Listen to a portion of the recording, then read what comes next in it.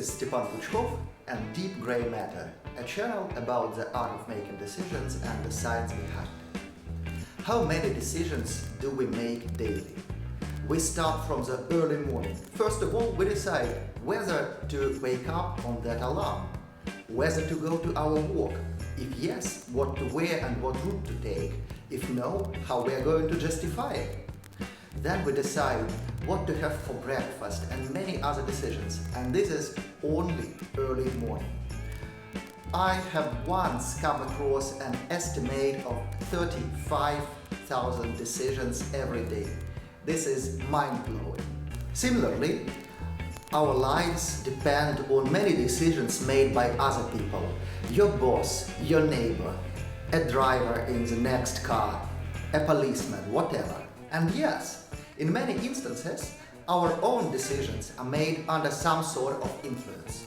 Managers in the grocery stores decide what they want to sell in the first instance and place goods accordingly.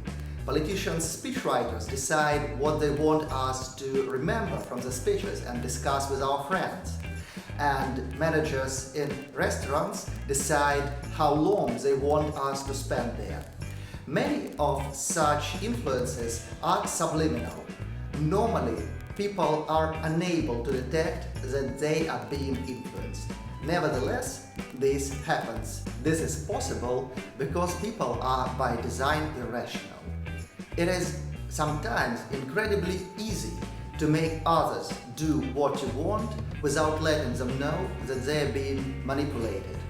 In fact, the line between manipulation and normal social communication is incredibly thin. For example, right now, I want you to go on watching.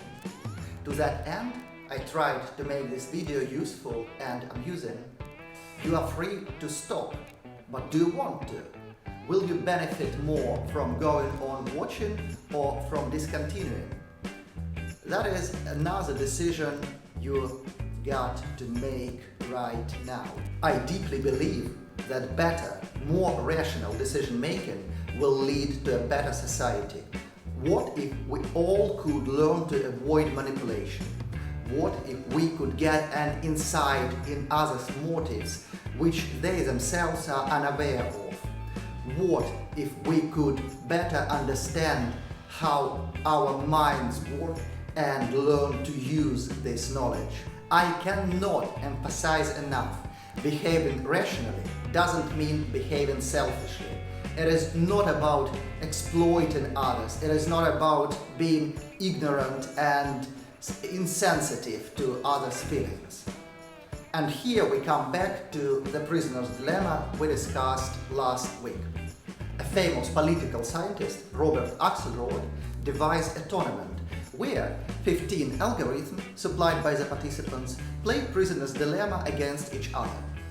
Each algorithm was pre-programmed to behave in a certain way and react to his counterpart actions in a certain way. Each algorithm played 200 iterations with each of the rest. In the tournament, the best results were achieved by algorithms that were optimistic, which means that they started with cooperation. Nice, which means that they didn't defect first. And forgiving, which means that they punished their counterparts for defection for a limited number of turns only.